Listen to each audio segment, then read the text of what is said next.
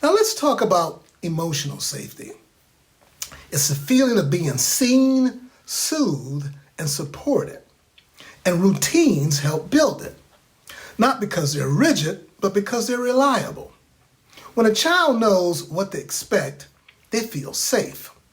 When a caregiver knows how to show up, they feel grounded. So whether it's a song, a prayer, or a shared silence, rituals matter.